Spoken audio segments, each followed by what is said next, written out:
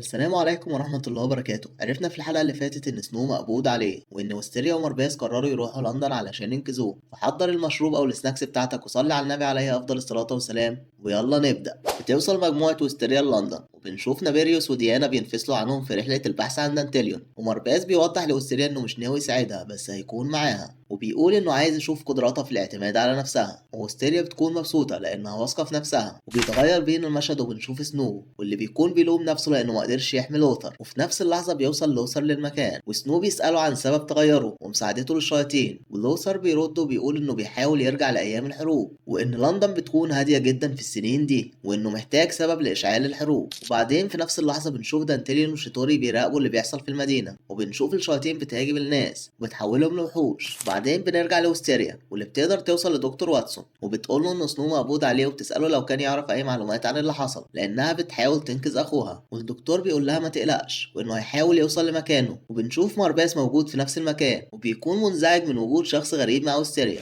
بيتغير بينا المشهد وبنشوف قائد المنظمة مع شخص اسمه هولمز وده بيكون محقق مشهور جدا. وبعدين بنعرف ان القائد موجود هناك علشان بيحاول يعرف العقل المدبر لهجوم الشياطين على المدينة وانه محتاج مساعدة هولمز. وبعدين بنرجع تاني لوستيريا واللي بتكون مع الدكتور بتفكر في مرباز وبتتمنى انه يكون موجود قريب منهم. وفجأة بيظهر شيتوري وستيريا بتتخض وبتقع على الأرض، وبنعرف إن شيتوري حط عليها رائحة بتشد الشياطين، ودكتور واتسون بيبقى مش فاهم إيه اللي بيحصل، وبنشوف الشياطين متجه ناحيتهم من كل مكان، ودكتور واتسون بياخد وستيريا وبيحاول يهرب، وستيريا بتطلب منه يسيبها ويهرب هو، وبيرد عليها وبيقول إنه مستحيل يعمل كده، وإنه ممكن يكون شكله ضعيف بس هو كان واحد من أفراد الجيش. وستيريا بتقول إنها كانت غلطانة لما فكرت إنها تقدر تنقذ أخوها لوحدها، وبتبدأ تنادي على مرباس وبتقول إنها مستعدة تضحي بأي حاجة مقابل مساعدته في إنقاذ أخوها. وبيظهر مرباس بهجوم قوي جدا على الشياطين وبيقضي عليهم، والدكتور بيبقى متفاجئ من اللي بيحصل، وهستيريا بتكون مبسوطة، ومرباس بيطلب من الدكتور يسيب له هستيريا ويحاول يعالج البشر. وبعدين بنشوف مرباس بيعتذر لهستيريا وبيقول إنه كان بيحاول يخليها تفهم إن الوضع فعلا خطر. وبنشوف شيتوري بيراقبه من بعيد وبيكون غضبان وبيحاول يهجم على مرباس، بس مرباس بياخد باله بيهاجمه، وشيتوري بيقول ان معركة بين اتنين شياطين من نفس المستوى مش هتوصل لنتيجة، وبيستخدم مبخرة الضباب، وبيظهر شيطان وبيبدأ يهجم على مرباس، بس مرباس بيحس بالخطر وبيحاول يهرب. وبعدين بنعرف ان الشيطان ده بيكون تاكينامي بعد تحويله لشيطان عن طريق دمجه بشياطين كتير. مرباس بيسأل عن عدد الشياطين اللي احتاجوها علشان يبقى بالقوة دي، وتاكينامي بيضرب مرباس بسلاش قوي جدا وبيوقعه على الأرض وبيبدأوا يهاجموا بعض، وهستيريا بتحاول تساعد مرباس وبتطلب منه مفتاح وبيفعلوا التحكم المحدود للقوة، وشيتوري بيبقى مصدوم ان هستيريا بتقدر تتحمل التحكم المحدود للقوة وبيكون متعصب وبيحاول يهاجم هستيريا، بس مرباس بيعمل حاجز من النار، وشيتوري بيحاول يهاجم تاني وبيخترق الحاجز، بس مرباس بيضربه بأسهم من النار وبيخليه يقع في مكانه، وبيقول انه مش في جانب البشر ولا الشياطين بس هو بيكون مع هستيريا ومش هيسمح له يقرب منها. وفي اللحظة دي هستيريا بتكون وصلت لحدودها وتاكينامي بيحاول يهاجمهم بس بيشوف سلسلة سنو بيوقف هجومه، وبنعرف ان تاكينامي لسه عنده وعي رغم دمجه بشياطين كتير. ومرباس بيستغل الفرصة وبياخد هستيريا وبيحاول يهرب، بس بيظهر شيتوري قدامهم وبيقول انه مش مهتم لو تاكينامي مات لان سنو هيعرف ان اخته شاركت في قتل اعز اصدقائه، بس مش بيلحق يكمل كلامه. بيهجم عليه قائد منظمة فرسان السيف وبيقطع له جناحه بضربة واحدة، ودانتيليون بيكون مصدوم من قوة ضربة القائد، والقائد بيقول ان هولمز قدر فعلا يوصله للمكان الصح. وبعدين بيلاحظ تاكينامي وبيعرف انه السبب في تحويله لشيطان وبيبقى غضبان، وبيقول لشيتوري انه يستحق يعني من الموت بشكل غير محدود وبيضربه بقوة كبيرة جدا. وبنشوف دانتيليون اللي بيكون بيراقبه من بعيد وبيتحول لشكله الشيطاني من الحماس وبيروح ينقذ شيتوري وبيستخدم الضباب وبيقول للقائد انه متحمس للحرب وبياخد شيتوري وبيمشي. وبنشوف شيتوري بيقول انه محضر مفاجأة لوستيريا، وبنعرف ان لوثر بيحول سنو لشيطان. وبنرجع لمرباس واللي بيلاقي نفسه قدام قائد المنظمة وتاكينامي، والقائد بيقول ان المتعاقدة بتاعته وصلت لحدودها وبيبقوا فاكرين انه في وضع ضعف وبيهجموا عليه، بس مرباس بيتعصب وبيكسر الارض حواليهم وبيقول ان البشر دايما لما بيجيلهم القوة بيبقوا مغرورين، وبيقول لوستيريا انه عارف انها وصلت لحدودها بس محتاج مساعدتها مرة تانية. وبمساعدة وستيريا في التحكم بالمفتاح وفي استعراض للقوة بيتحول لهيئة الوحش الحقيقية. وبنشوف شيتوري ودانتيليو مصدومين لانه بيقدر يوصل للمرحلة دي في اطلاق القوة المحدودة مع وستيريا، وبيضرب بركان ناري قوي جدا وبيقسم الارض لنصين، والقائد بيكون مصدوم من قوته. ومرباس بيتكلم وبيقول انه مش عايز يتقاتل معاهم وانهم موجودين هنا علشان ينقذوا سنو، وبيختفي فجأة من المكان. وبنشوف تاكينامي بيتقسم للقائد وبيختفي ما بين الضباب هو كمان. وفي اليوم اللي بعده بنشوف استيريا لما بتفوق ومارباس بيقول لها انهم في الكنيسة اللي اتقابلوا فيها اول مرة، واستيريا بتفتكر الوقت اللي قضيته في الكنيسة وانها كانت وحيدة ومش مبسوطة رغم انها كانت بتقدر تشوف، وبتقول انها بتكون سعيدة من بعد ما قابلت مارباس، وتقول انه دايما بيحميها وان وجوده مهم بالنسبة لها، وبتحاول تقوم بس بتكون ضعيفة، ومارباس بيقول انها محتاجة للراحة. وفي اللحظة دي بيوصل للمكان دكتور واتسون ومعاه شارلوك هولمز، وهولمز بيقول انهم اصدقاء سنو وانه يعرف وستيريا لان سنو طلب منه يدور عليها من فترة، وانه بيكون الشخص اللي وصل سنو للكنيسة اللي فيها وستيريا. وبيقول رغم انه مش شايف مارباس بس هو بيكون عارف انه موجود، وبيقول لمارباس انه يقدر يقوله عن مكان دانتيليون مقابل انه ينقذ سنو وانه يخلص المدينة من هجوم الشياطين. ومارباس بيوافق وبيقول ان وستيريا لازم ترتاح وانه هيروح لوحده للمكان، وبيقول لوستيريا انه بيكون حاسس بنفس شعورها اتجاه اخوها وانه مش عايز يعرضها للخطر.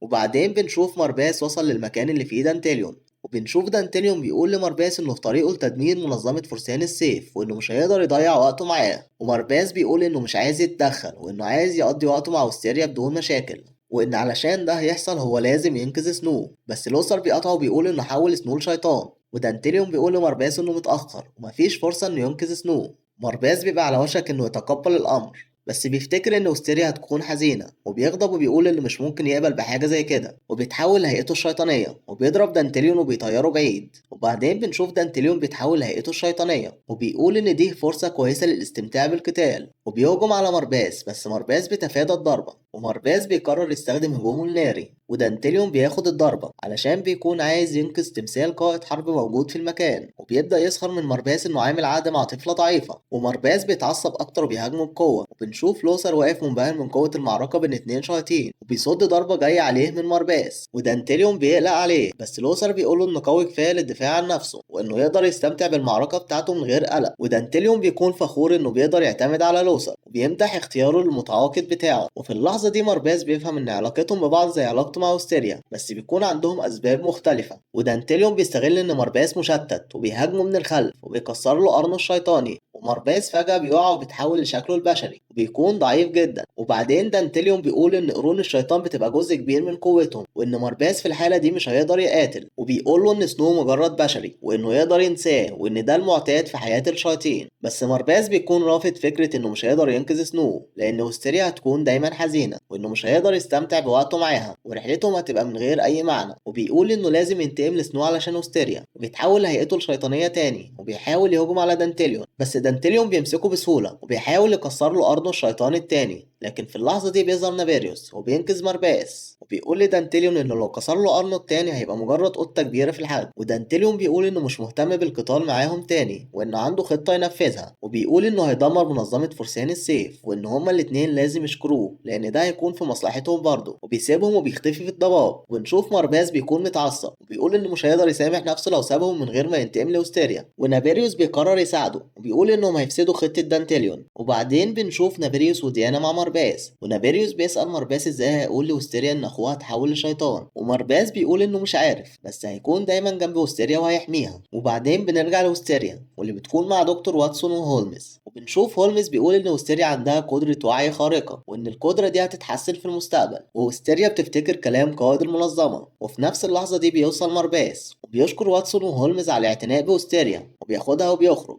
وبيقول انهم في مشاكل من ساعة ما عملوا العقد بس هو قرر يعوضها وبيخليها تروح اماكن كتير ومختلفة في المدينة، وكمان بيجيب لها ايس كريم. وستيريا بتكون مبسوطة بس فجأة بتمسك ايده وبتشكره وبتقول انها عارفة ان اخوها اتحول لشيطان، ومارباس بيعتذر وبيقول انه وصل للمكان متأخر وان مفيش انسان اتحول لشيطان قبل كده قدر يرجع لطبيعته. وستيريا بتقول انها عايزة تقابل اخوها حتى لو دي هتكون النتيجة، وبيتغير بينا المشهد لمكان لوثر واللي بيكون رجاله بعض ذكرياته وبيفتكر موت زملائه في الحروب، وبنعرف ان عهد لوثر بيبقى عبارة عن مساعدة دانتيليون في الحروب مقابل استرجاع ذكرياته. وبعدين بنشوف دانتيليون في المكان ولوثر بيقول له انه مش عايز ذكرياته ترجع تاني. دانتيليون بيبقى فاكره عايز يلغي العقد، ولوثر بيقول انه عايز يحارب معاه بس مش عايز ذكرياته ترجع له. وفي نفس اللحظة المبنى بيتضرب بهجوم قوي وبنعرف ان الهجوم من منظمة فرسان السيف، وان القائد قرر يبدأ بالهجوم عليهم الاول، وبيقول انه محتاج يقضي على لوثر عشان يوقف خطط دانتيليون. وبنشوف القائد بيحاول يهاجم لوثر بس دانتيليون بياخد الضربة مكانه وايده بتتقطع، وبعدين بيبدأوا يهربوا، ودانتيليون بيمدح قوة قائد المنظمة، ولوثر فجأة بيقف وبيقول ان دي نهايته، وبنعرف انه اتصاب بالرصاص، وبيودع دانتيليون وبيقول ان حياته كانت فعلا ممتعة معاه. وبنشوف القائد بيهجم على لوثر بس دانتيليون بيتعصب وبيفعل التحكم المحدود في القوة، وبيتم تقديمه على انه واحد من شياطين الكوارث ال13 كارثة الحرب دانتيليون. وبنشوف القائد بيحاول يهجم على لوثر تاني بس بيتفاجئ ان لوثر بيقدر يصد ضربته، وبيلاقي جنوده مش بيتحركوا من مكانهم من الخوف، ودانتيليون بيقول ان ده جزء من قوته الحقيقية، وانه بيقدر يخلي حلفائه في الحرب اقوياء، والاعداء بيفقدوا عزيمة الحرب وبيسيطر عليهم الخوف. وبيمدح في القائد لانه بيكون مش متأثر بالقوة دي، وبيطلع فاس كبير جدا، وبيقول ان مش عنده فرصة قدام قوته الحقيقية، وبيضرب القائد ضربة قوية بيقسمه نصين، وبيهجم على الجنود بمطر من السيوف وبيقضي عليهم، بس بيكون غضبان لما بيشوف جندية لسه عايشة، وبيحاول يهجم عليها بس القائد بيرجع تاني للمعركة بيوقفه. وبنشوف لوثر بيسخر من ضعف جنود منظمة فرسان السيف، وبيقول ان ده بيكون حمل تقيل على قائد المنظمة، والقائد بيرد عليه وبيقول انهم مهمين بالنسبة له، وعلشان كده هو بيكون واقف قدامهم دلوقتي، وانه مش ممكن يخسر المعركة دي. وبنشوف دانتيليون هيبدأ يهجم على الجنود تاني، بس في اللحظة دي بيظهر مرباس ونافيريوس وبيوقفوا ضربته، ومرباس بيقول انهم ساعدوا القائد مع انه عدوهم، بس مساعدتهم دي بتكون من غير قصد، وان هدفهم بيكون وقف خطط دانتيليون والانتقام لسنو. وبيقول للقائد انهم هيوقفوا دانتيليون مقابل حماية القائد لوستيريا وديانا، والقائد بيوافق وبيبدأ فعلا يحميهم من هجوم دانتيليون. وبيكونوا ملاحظين إصابة لوثر وعارفين انه وصل لحدوده، ودانتيليون بيكون قلقان على لوثر وبيضربهم بهجوم اخير وبيرجع لشكله الطبيعي، وبيقول لهم انه هيكمل المعركة في مقر المنظمة، وبياخد لوثر وبيختفي من المكان. والقائد بيكون متفاجئ من تصرف دانتيليون وانسحابه علشان المتعاقد بتاعه، ومرباس بيقول انه ما اتعلمش حاجة من معركة البلاك بيل، وان عاد الشياطين مع البشر بيكون علاقة قوية بينهم، وانه بيكون عارف ان دانتيليون هينسحب علشان المتعاقد بتاعه. وبنشوف وستيريا بتقول للقائد انها عايزة تنقذ اخوها وبتطلب تروح معاه المقر المنظمة، والقائد بيوافق وبيقول انه محتاج يجمع جثث جنوده الاول. وبيتنقل بينا المشهد لمقر منظمة فرسان السيف، وبنشوف نائبة القائد وبيكون اسمها إبرت، وبتقول ان القائد بيكون لسه في الطريق، وان الشياطين بدأوا يوصلوا المكان، وان دي هتكون بداية المعركة.